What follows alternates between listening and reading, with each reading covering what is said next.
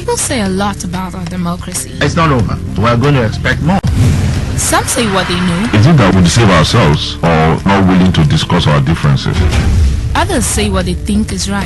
The political will to effect that law is what we are lacking. It takes 3 persons to eat 15 naira bread. I disagree with you on that. Yeah. What are you saying? Immediately the president won election, he went to Britain. He has not gone to River State. He has not gone to Benue. He has not gone to this country. Join Kingsley Welenda Wali every Saturday on this station from 11 a.m. to 12. My name is Kingsley Welenda Wali. And the program is Democracy in Action on Today 95.1 FM. But Harcourt. I believe in you.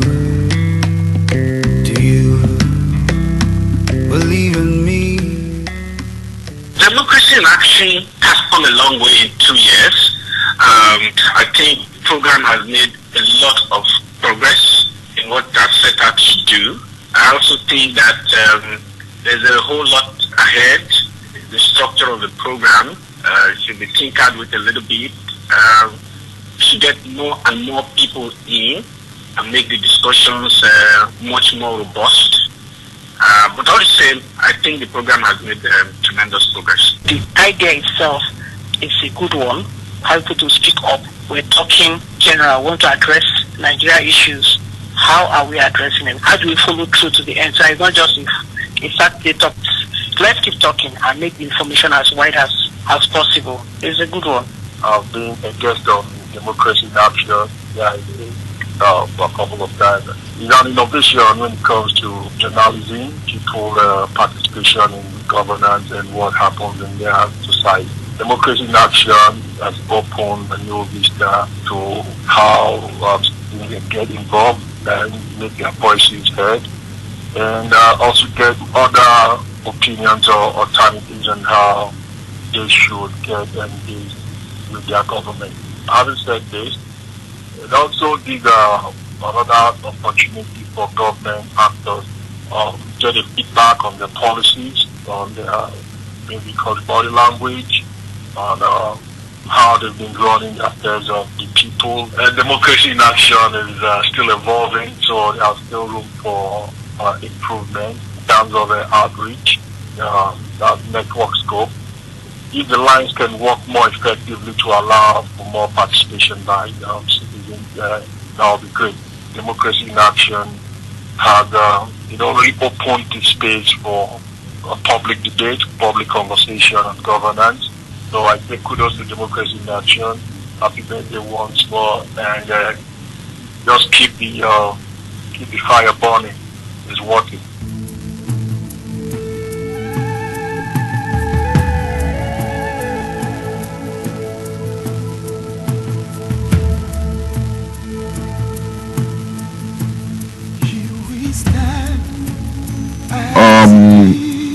First and foremost, let me just inform our listeners that Democracy in Action is 2 years old, and it's been a wonderful experience, and we're hoping that you've had the same experience. And this morning, as part of our celebration, we will be discussing issues that, as usual, concern our nation and our survival as a country, democracy-wise. And I have a couple of people here with me this morning. In fact, we gladly say that I have the singular honor of having the general manager of the station, Mr. Kweku Tego, here with me this morning. Kweku, welcome. Good morning. Also with me here in the studio this morning, it's a communication expert, Mrs. Maureen Etuk. Thanks for having me. Good morning. Also, I have all the way from Houston, somebody most people know as Ajagzi, Adebayo Ajaguna. Ajagzi, good morning. Good morning, boss. How are you doing? I'm very well, and welcome to Democracy in Action. It's a pleasure to be with you this morning. Okay. Also, we have Sojoye Lilitaria. Sojoye, good morning. Good morning. You're welcome. Mazino Ikime, all the way from Ibadan. How are you? Well, thank you. Good morning. How is Ibadan this morning? Thank you very much. God bless you. Thank God. Okay. We also have the an indomitable fellow. Also, if you like call him an enigma, you rather that is addressed as Mugu for Guy Wack. Good morning, my brother. How are you this morning? Yes, good morning. You're welcome. And let me say back at the standard to my Muslim brothers, to our Muslim brothers. I am not saying happy birthday to Democracy in Action. I'm jealous. Oh, I'm sorry. Happy birthday. Thank you very much. Well, the topic is suit number CCB01/15 Saraki versus CBB. We've all given it different interpretations. We've all had all kinds of views about what we think the issues are. But it's important that we let the people out there know what the real issues are, so that when people are discussing it, they can have an informed opinion of what this is all about. More than you're in the studio here with me. Yeah. Maybe I should deal with Sojeri first. Okay. Because this is purely a legal issue before we go into the other issues surrounding it. So what are the issues surrounding this matter as far as we're concerned with regards to the legal background? What does the law say? Is the CCB in a position to do what they're doing? Because if you remember very well, I'm sure you're following this particular issue, and in court there was a lot of drama to show or not to show. Even when the gentleman got to the tribunal, he made a whole lot of issue out of process. What is the position of the law? It's a charge as it's clearly in the public domain. It's a charge brought under the Code of Conduct Bureau and Tribunal Act. There are several, the 13-count charge, alleging various offenses, including carrying assets beyond the president's legitimate earnings. It also accuses him of operating foreign accounts while being in public office, governor and senator, and the several charges alleged that Senate President violates sections of the 5th schedule of the Constitution of the Federal Republic of Nigeria, also violates section 2 of the Code of Conduct and punishable under paragraph 9 of the 5th schedule of the Constitution. Specifically, I recall charges of the president.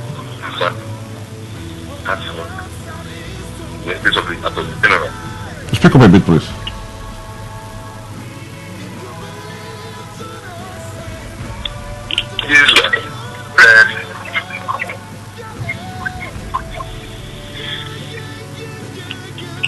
Maybe our listeners would like to know if the process is correct, if the CCB is following the provisions of the law or not. I think that's what the listeners are interested in right now.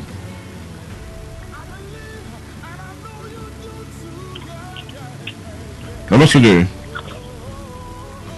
Well, Maureen, we have issues here. Yeah. The media, this is something that concerns the media. Right. Do you think the media has communicated effectively well with the Nigerian people on this issue? Well, I wouldn't say they have communicated effectively, really, and that's where the people look misinformed. The people are a bit misinformed. We do not know who to follow, what to accept as regards the case. You see what happens, a lot of people believe, oh, he's guilty. A lot of other people say, no, he's not guilty. Yeah, but if the media is doing the right thing, by now we should go past recently I was reading the newspaper and he has been docked. It's all over the news. He's been docked. By this time we should go beyond he has been docked to these are the facts, available to us. And that's where investigative journalism comes in. So they haven't really done enough. The people are still left not having anything on ground. By now it should have played out very well. Why we allow the code of conduct bureau or the tribunal to, exactly, the people ought to have something tangible on ground to show. Not being allowed to be deceived by propaganda. Exactly. So by either sides, either the Taraki people or the people because we are talking about interest here, different interests, right? Okay. So, but the people ought to be in the real picture to say, this is where we are being rightly informed by the media. Okay, let's sit back now and see what happens. Okay. That's the position. That's how it ought to be, but that's not how it is right now. That brings to mind the position or maybe the role of the civil society. Ajaxi, yes, you have been very much out there in your campaigns about good governance. I consider you an integral part of the civil society, if I'm not mistaken. Well, it's a broad representation, but it's accurate. So, as a civil society activist, do you think the civil society has done enough to make sure that the real facts are out there and that we're not deceived with propaganda? Well, I will answer the question from a very different perspective. Okay.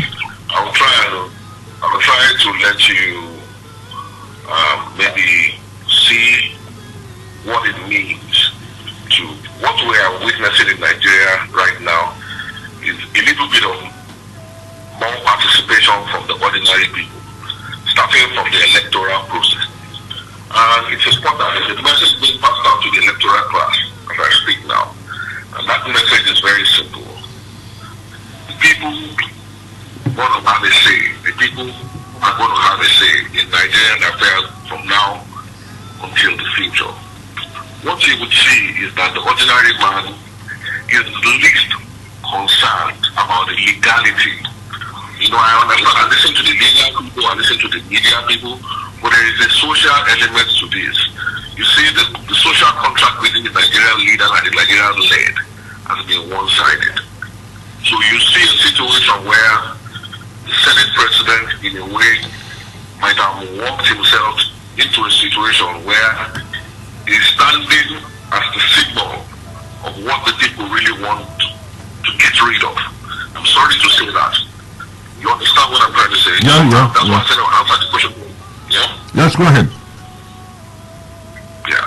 So what you would see would be, for me, what you would see is this. There is a desire by most Nigerians that the Nigerian authorities should make some kind of effort to tackle corruption. I know there's a little bit of politics behind what is going on. But the issue is that the individual who is standing in that position himself, what is the stance in the view of the people? And he's getting the feedback. You understand what I'm trying to say? You can see from the public's reaction, because people say he's already guilty. It's a perception thing. And, it has a lot of implications, which maybe we take it further out there. But I'll let other people make other comments. But that's my own view. Okay. Mazino? Yeah. As a student of history, you remember Joseph Taka and Dabo? Yes. You know the story about the Dabo me Ataka you? Yes, I remember. Why I brought in that is that we are in a vicious circle, if you allow me to use that. The chairman of the Code of Conduct Bureau, Danladi Umar, is under investigation by the EFCC. The chairman of the EFCC, Ibrahim Blamode, is under investigation by the Senate. The Senate President is under investigation by the CCB and being tried by the CCT. So is there no element of if you double me, attacker you? Are we talking about corruption here or just vendetta? Well, I think I will align myself somewhat with what Ajadi has said. There is obviously a political angle to this thing which might border on, or which would appear to be like a vendetta. But what I think is the real issues are here is this. We talked about processes and procedure. We are also talking about empowerment of institutions. Has Saraki gone afoul of the law? That will be determined by the court of the CCT. But the thing is this, I don't think that the journalists or the media have done a bad job. The problem is actually in the minds of the Nigerians and the camps in which they belong to. And we have come to a very sorry state in our affairs where when my brother runs afoul of the law or is accused of something, it is instinctive for me to begin to protect him or pander to whatever things that he may be saying have happened to him. We have to be dispassionate in this matter. As far as I am concerned, it is a very, very sorry state. You see, people say we don't need strong men in Africa, we need strong institutions. Well, excuse me. I think we need a little bit of both. If the code of conduct chairman is being investigated by EFCC, then he has no moral right to sit over a matter concerning somebody else. If Lamode has a case with the Senate, then I don't believe he has the moral right to be pursuing other people for infringements of the law. So I think when we really have to start in this matter is looking for the right people to man the positions to which they have been appointed. And all that borders on integrity. Because if we don't have men of integrity, the institutions will falter and they will fail. So I think that's one of the basic problems we're having now. And that is why people can say, oh, how can Saraki is being witch hunted? After all, the man who is in charge of the tribunal, which is also under investigation. Now, by now, I would have expected that there should have been some cleansing. Now, the president and his group are trying to fight corruption. But I think it has to start from the institutions that also uphold the issues of morality and what do you call it? We should not yes. You see, in Nigeria, there's something that we don't take into cognizance. There is something called the court of public opinion. In other countries, it's a very, very powerful thing. But in Nigeria, because we have allowed things to drift for so long, it doesn't seem to matter. What Ajadi was saying now is actually very true. People are getting tired. People want to have a say in how their lives are run. And because of that, we have this hue and cry. We cannot crucify Saraki until he has been proven guilty. But everybody is looking and saying, okay, this is one of the kind of people that should not be at the helm of affairs. I don't want to make pronouncements on his guilt or his innocence. That is the job of the lawyers on both sides. Okay. But I will say that we have gotten to a stage where we must begin to make a decisive effort to say we are going forward or we are going backwards. I don't think that this man, in fact, the secretary and the chairman of CCT have issues. They should not be there. Okay, Wazino. Mr. Wack. Yes, please. I'm with you. Are you more concerned about getting somewhere or starting getting it right? More like some people will say it doesn't matter, blah blah blah. What we want is the government is starting somewhere. That's what's important. Should we be starting somewhere or starting right? I'm very, very concerned about both. About both? Yeah, about both of them, starting somewhere and getting somewhere, okay? Even as individuals, we must try as much as possible to try to some clear objectives, some clear aim. Because it's actually the aim that helps to give us direction, okay? And often you will discover that even if you have a clear aim, you will try to find a certain thing. And then the issue of whether you are effective towards achieving that objective or you are efficient towards achieving that objective comes in. Okay? And if you take a study of, I do personal study, study personally. I think why is Africa, in spite of the resources that we have, we are still where we are. We've been, in that essence, very, very effective. In other words, it's about working very, very hard and achieving almost little compared to the effort that they put in, So, in summary, I believe in both of them, Okay. Having a clear technique and then, starting from somewhere with the intent of achieving the objective efficiently, emphasis in the word efficiency. Okay, thank you. Sojay, Yes.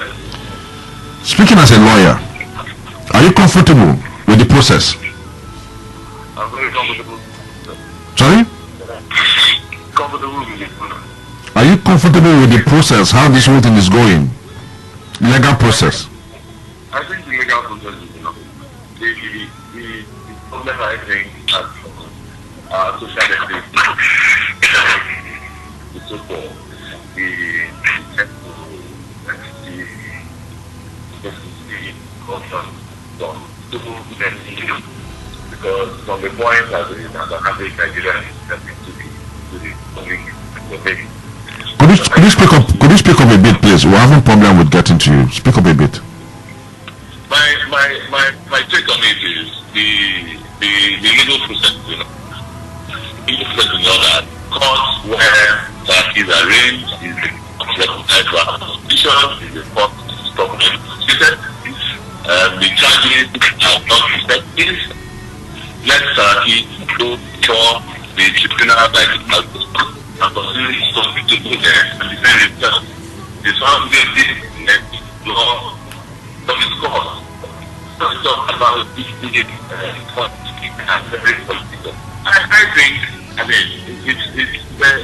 most people don't even know Saraki or anything but politics. Most people don't even know he's the medical doctor. All we know is Saraki, the legislator, the governor. So it's I dare say it's natural domain. So let them navigate his way through. But because of law, the problem will be carried. All the rejections will be taken and seen to their logical complete for So I don't see the problem. I don't think, if you associate the present posture of government of state, you take it all the way from how Saraki next. Next, in a government that has continuously insisted that it's going to not affairs. So, why is it all of a sudden saying as if it is a concept? I don't see a problem with the charges, really. Okay. I don't see a problem with the process. Okay. The process was solved. Okay, thank you. Maureen. Yes. We'll have a situation here. Okay. Sojay has said that he doesn't see any problem with The process. the process. Speaking as a lawyer, Yes. that Saraki, it's where he's supposed to be. That's the court. Now, when Saraki was docked, he made some profound statements, which we need to. You don't need to be a lawyer to ask questions in that regard.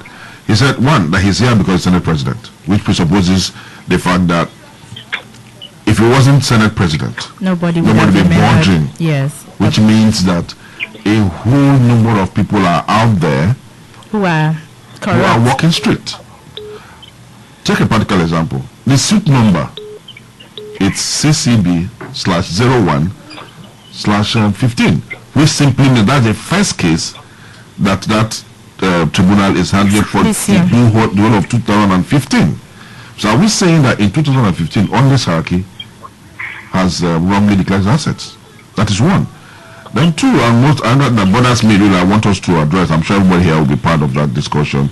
It's Saraki said that the law that the Senate passed was that if after declaring your asset, the CC, that's the Code of Conduct Bureau, finds out that they have issues with your declaration, that the law says that you will call the person and ask him, is this a declaration? Maybe they have issues to say it's faulty. And when that is done, and the guy says, yes, it is, I've declared, and it's evident that it was wrongly declared, the matter ends there, the punishment is meted out. But it's when the man says, no, I don't have any problem with that, that's when they'll go to the tribunal. In this case, he's saying that the tribunal, the Code of Conduct Bureau never got in touch with him. Shouldn't that be an issue? Okay, let me take from the first issue you raised. You know, he made a statement and he said that if he were a serving senator, not the Senate president. And not the Senate president, and nobody would have bothered, bringing up the form he filled 2003. But again, that's the issue. The issue now is that he's the number 3 citizen in the country. So if this is an administration that is trying to fight corruption, and you say, okay, the number 1 citizen is clear, the number 2 citizen is clear, people will be bothered about the number 3 citizen. More like living by example. You understand? So actually it's the position where he finds himself that is playing out. And so nobody can ignore it. And now, could it be that the presidency, got interested, okay, the number 1 citizen, the number 2, the number 3, have you profiled him? Have you profiled the number 3 citizen? That's how I'm looking at it actually, because you have this issue that the presidency is involved and the presidency is saying, oh no, we don't interfere with the law. The law has to take its course. So could it be that they also want the number 3 citizens to have a clear standing with the law for all to see? That's how I am looking at it. Okay. But from his statements is like, well, am I the only corrupt person? Other people would have committed different offenses and they haven't been docked. So, Ajaxi. Yes. Is it an issue? Not only me thief. Other people follow me thief too. Madam, I just love what Madam said, the last speaker. Okay. I just love it because who wants to come to equity must come with clean hands. Okay.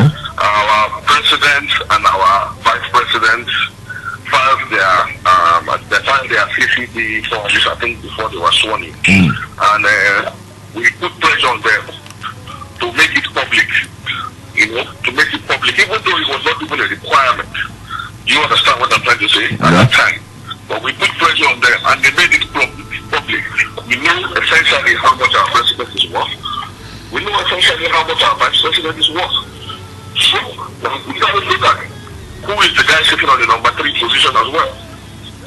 So we need to know what he's worth too.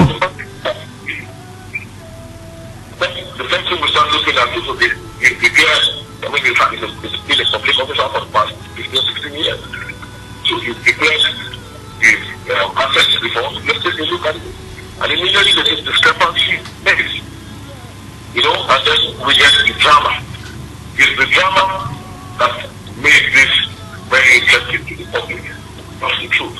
Because if this was handled in a way that, there might be, every situation in life has a motive. There might be political motives. But as somebody also said, another speaker said, this man is a professional politician. That's the domain. So I find a lot of the rituals, I find that a little bit lame. Mazino, is that claim more legitimate that I'm not the only one? Why me? In the light of the fact that he's Senate president and it's obvious that how he got there is very contentious. As far as I'm concerned, that his claim is a non-starter. He has a position, and it is that position that is under scrutiny. He says, if I was not the Senate president, but you are the Senate president. So I think that's a huge argument, and it just shows the level of perception of some of our leaders. You are the chief lawmaker of the land, and you do not want to come to equity with clean hands. It's a simple matter. As soon as the vice president and the president declare their assets or publicly, everybody was going to start scrutinizing Saraki.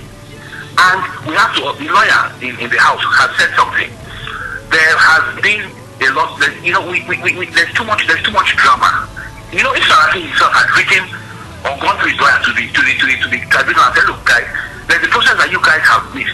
You are supposed to have come to me to make some clarification about my assets. And I would like to submit myself to you for clarification. But he didn't do that. He just ignored the thing and then decided not to appear before the tribunal. He's flouting a law.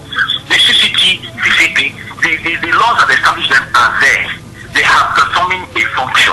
The functions must be respected.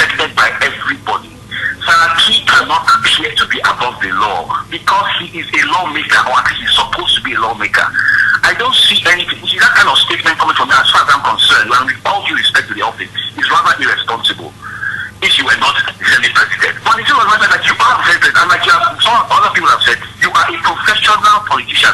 Everybody that knows the Saraki family in this country, apart from Bukola, knows them to be politicians. Baba Oloye, the sister himself, they operate in the public domain every time, and they will be brought under scrutiny in that same domain. That means they owe us a moral responsibility to tell us who they are and what they're all about. What they're all about. And then when you leave gaps, people are going to speculate.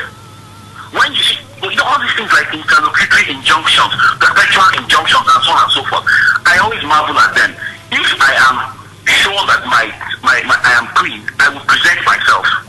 Then, and then the beauty about the law also is this: it is the responsibility of the prosecutor to prove guilt.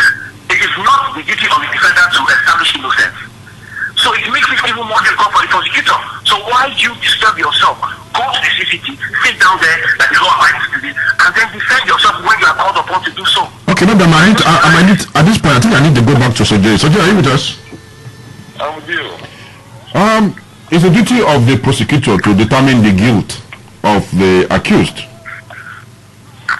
But what of where the prosecutor or the prosecutor and the trial court allow technicalities to make it possible for an obvious offender to escape? As we speak, we have not gotten there yet. They've not taken his plea.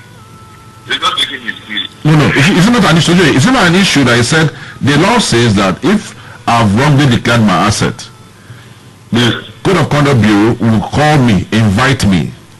I'm assuming that happened. What is the law? There's the law that compels the Code of Conduct. What the Code of Conduct Bureau is supposed to do is to clarify, is to confirm what you have submitted in your stipulation form.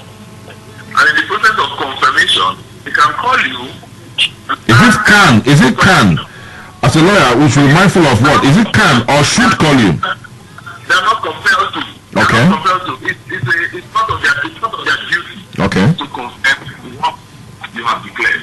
Okay. In the process of confirmation, they can conduct searches and irrespective if it is landed assets, they can conduct searches. If it's bank account, they will seek clarifications. And if they are satisfied from what is declared, that what you have declared is okay, and the matter rests there. If they are not satisfied and they think some clarification is needed and you can provide it, they'll call you. If they don't call you and they seek it otherwise, you don't need what Saraki is doing right now, trying to do as if he's being victimized. So there's nothing that's doing that outside the law. If you recall, Fayosayim was almost put through this kind of process sometimes. When they started investigating some properties he was directing, which he had not declared. And the bureau that was investigated was not investigated by, if you recall, it was at the time of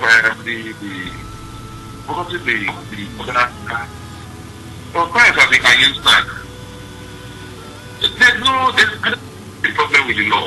The other aspect of which you mentioned, the Code of Conduct, the suit being the fourth. Hello? I'm here. Yes, the suit being very. The Code of Conduct Bureau has a number of matters. We have a number of matters that are pending as we speak. Saraki is not the only person that is. Saraki's matter is not the only matter before the court. So I don't know why it is such an issue. I don't think the number of the case fact is suddenly an issue when we have the account charge and the man has to answer to. Okay, Mr. Wak. Yes, I can hear you. Why all of this is going on? Who is suffering? The people, governance, or the senators? Because the last time Saraki was, we won't say the last time, the one and only time he's been there, half of the Senate was there with him. And you can trust me that when they resume, it will still be the same politics. And we are aware that sooner than later, the president will communicate to the Senate the list of his ministers. Is it possible for us to screen ministers in this kind of environment? First, let me answer your first question. Who is success? I will say that everyone is success, but it is very important. It is necessary actually that if we have to suffer, pass through this particular challenge for us to achieve our objectives, we should be ready for it. Because in the end, if we achieve the situation as it ought to be, it will be to our benefit in the long term. Okay? Okay. Now, going to the second question that you asked, yes, there might be challenges in terms of the screening of ministers. But I want to think that people we have in government, are not good. Speak up, please. Speak up. Can you hear me? Yeah, speak up a bit. Okay. I'm saying that, I expect that the people in government should be doing their calculation, should be doing what I would call the what-if scenario. Okay? And then, envisaging that, okay, if this happens, how do we address it? If the other thing happens, how do we address it? And let me just quickly add something, some time back, you and I were discussing about how I came up with the concept of Mugu by myself. You have an insignificant percentage of Nigerians that, I have turned Ghanaian. Okay? One of the characteristics you will see in these individuals is that they come across as very good salesmen. They are able to whip up the emotions of the majority that I call Mugus because, they are very, very gullible, So what I'm saying is that at this point, we shouldn't be carried in. We must be very careful in discerning the communication being made by everyone. Because now people are involved in selling. People are involved in trying to whip up emotion. There are systems in place. Procedure is there. Processes are there. If the procedures and the processes are being followed, people should not, try to whip our emotions that we talk about this process and emotion. The number one person declared his asset, okay, and even went further to declare publicly. The number two declared his asset, and even went further to declare publicly. It behoves on the number three to think that it is possible that sooner or later the limelight will be on me. And how are we sure that the people at the Code of Conduct Bureau may not have made some communication, perhaps verbally, so as not to have something on record to inform the number three man that, look, please make sure that whatever you have declared is in order.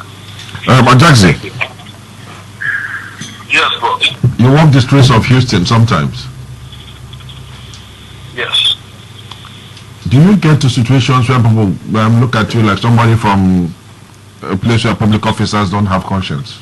Like in summary, what is the perception of the average American with regards to what's happening in Nigeria today?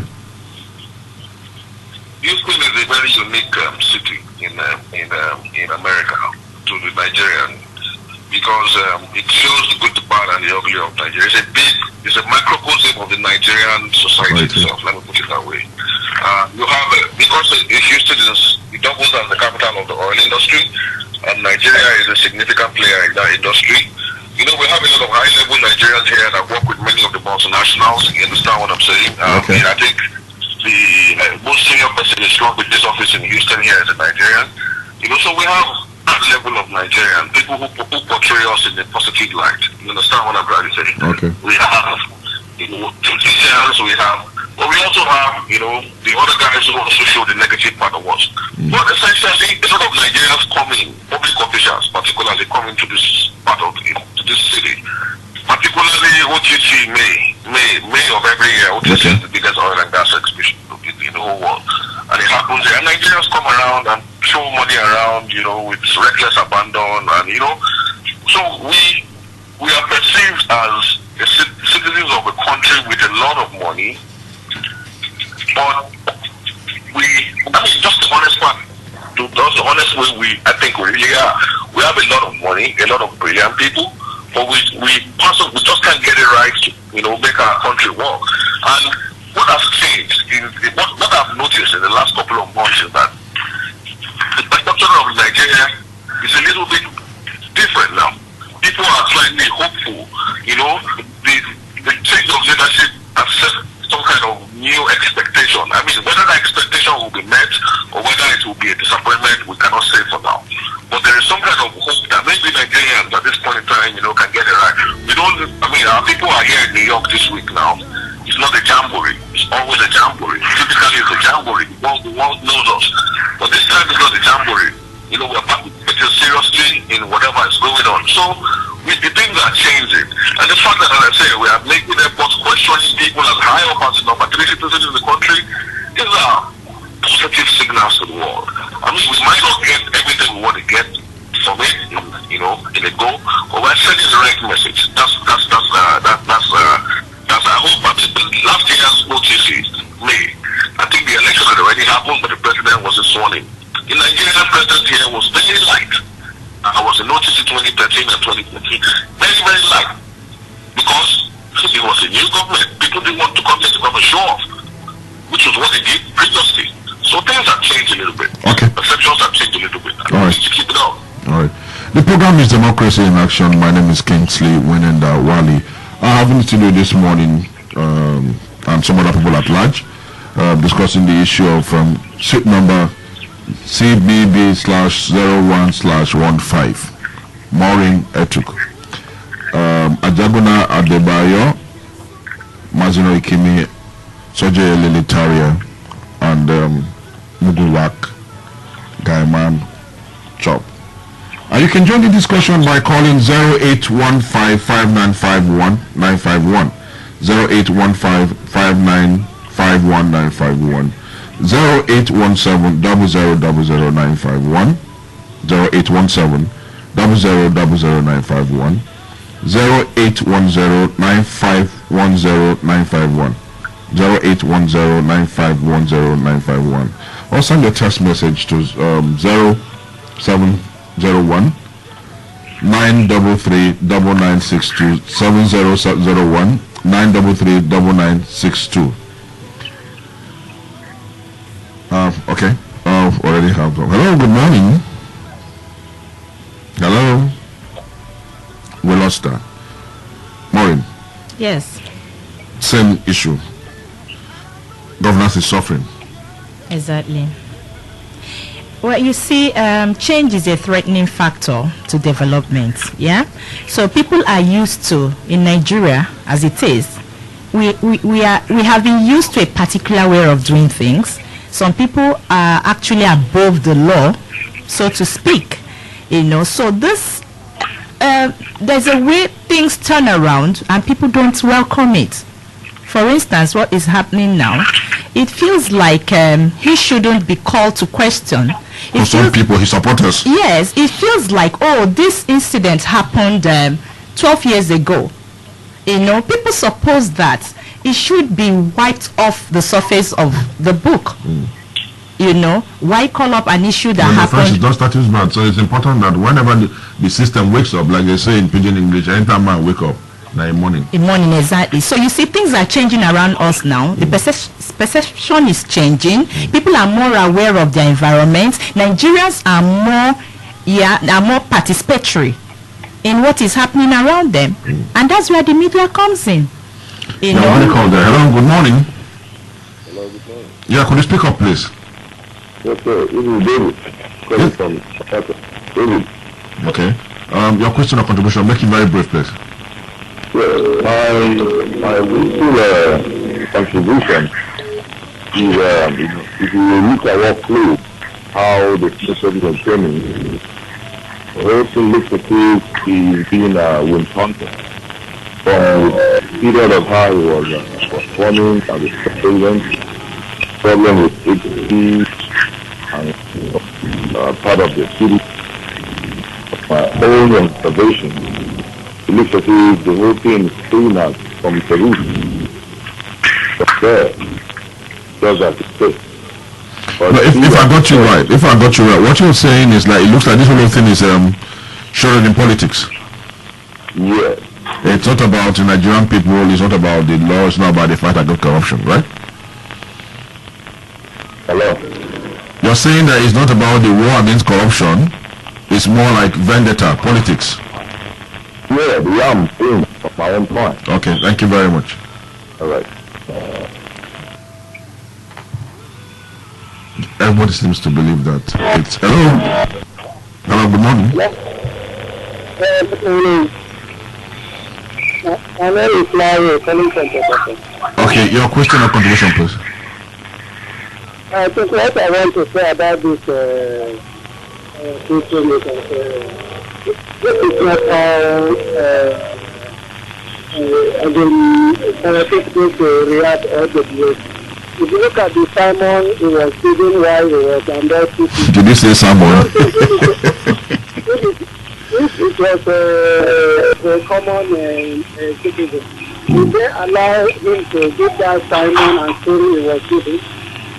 Why not just be honorable enough and humble to just bring their part out? If you want to declare was to bring the part out for the people to see.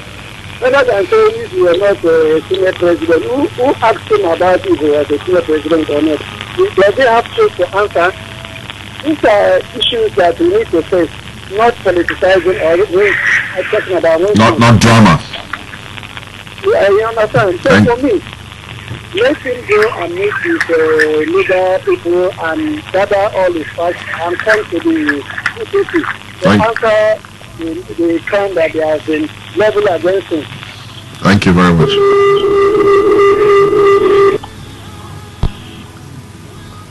Sanjay, just briefly there, please. You heard the last caller. He talked about the sermon that Saraki came to preach. Would you know Saraki responsible or the chairman of that tribunal that allowed that drama? As a lawyer, don't you feel that it was abnormal, or rather the chairman allowed himself to be intimidated? If you recall, there were a series of objections. Yeah, Rotimi Jacobs objected to the drama. Yes, I agree. I remember that very well.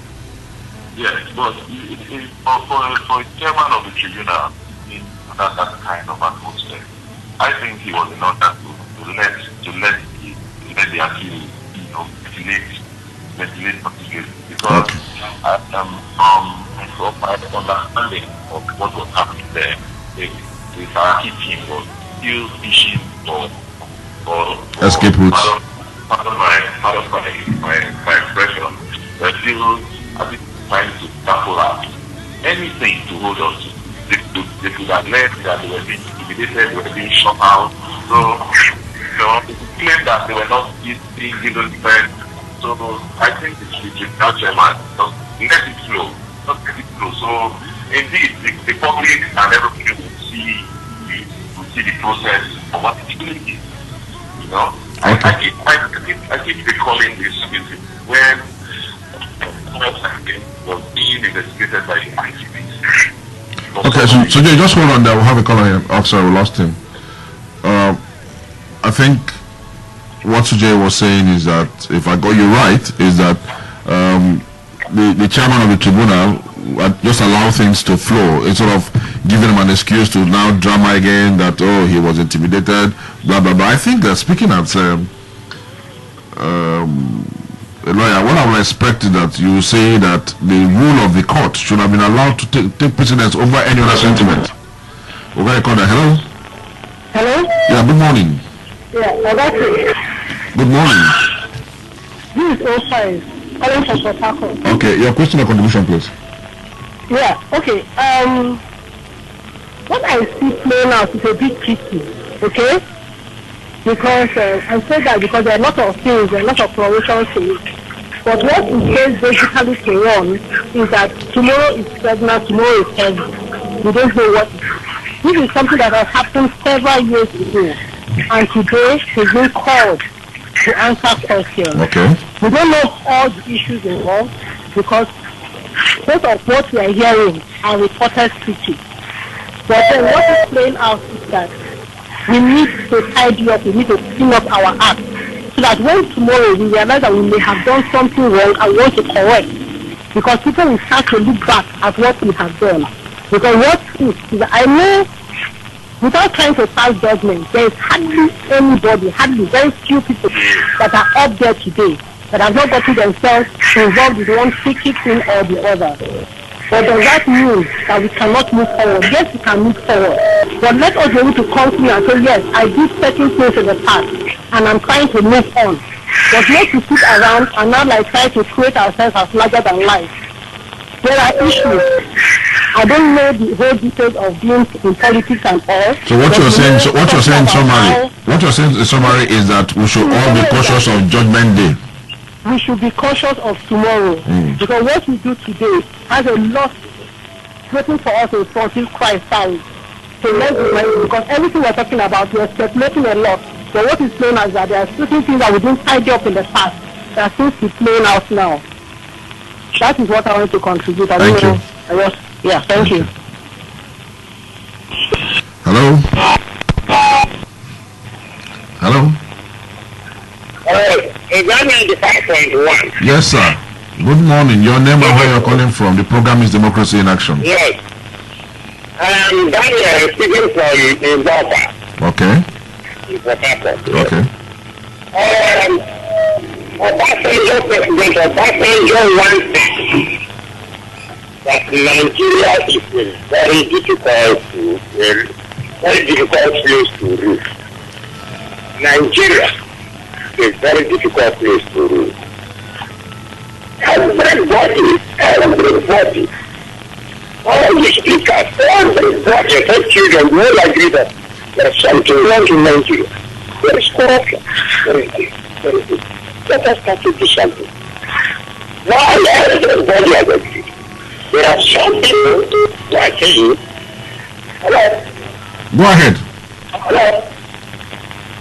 Hello? Oh, I think we lost. Hello?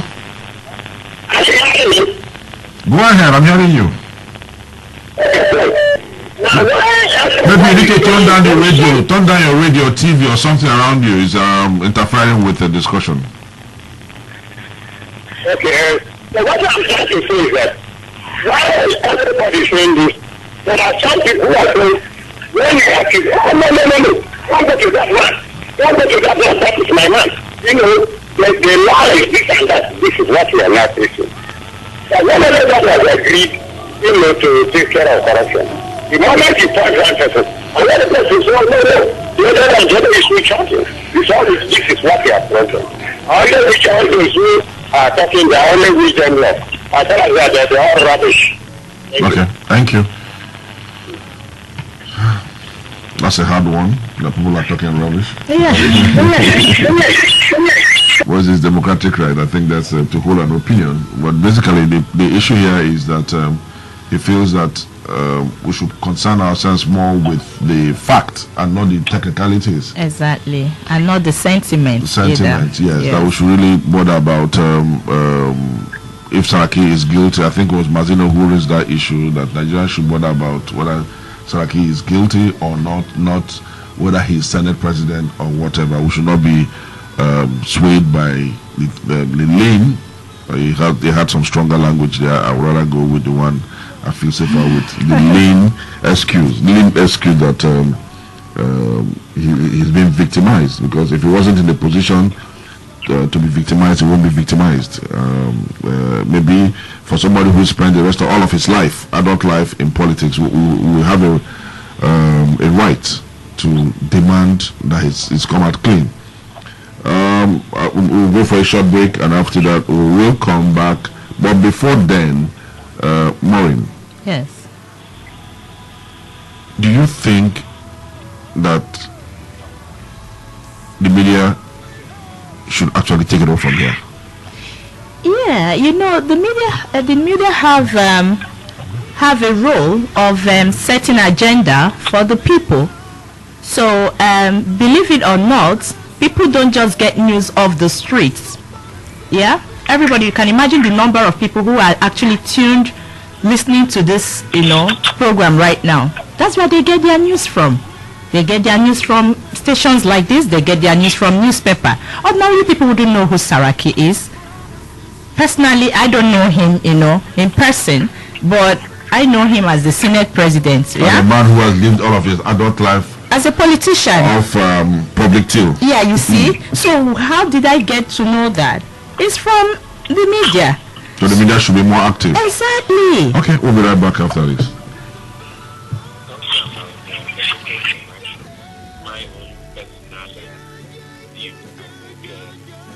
It's one of the most maturely anchored program on radio. I have been a regular contributor to so many radio stations. The program creates from a very mature point of view. What do I mean by that? I think the anchor of the program comes from a very experienced background, and I think that has helped to also color the nature of the program. The program has a kind of calm disposition, even though some of the topics that are discussed are controversial sometimes, but the program has a way of drawing very calm contributions from various audiences, you know. So my own personal take is that the program has a more matured outlook. There's no too much disputation. There's the rate of aggressiveness of callers is somewhat reduced, you know. So that also has given an opportunity for people from various shades of opinion and from different backgrounds and different takes on issues to be able to have a meeting point. One of the major drawbacks, there is not enough time to really exhaust some of the issues that forms the topic of discussion. Most of the time we'll find that we don't really do justice to the topic, you know. And then again, because of this same shortcoming in terms of time allotted to the program, we'll find that not many callers find the window to air their views, you know, because the panelists or the invited guests, you know, have so much to say that the time allotted for people to really make their contribution via WhatsApp and other means of communication don't really get to have time to air their views. By way of suggestion,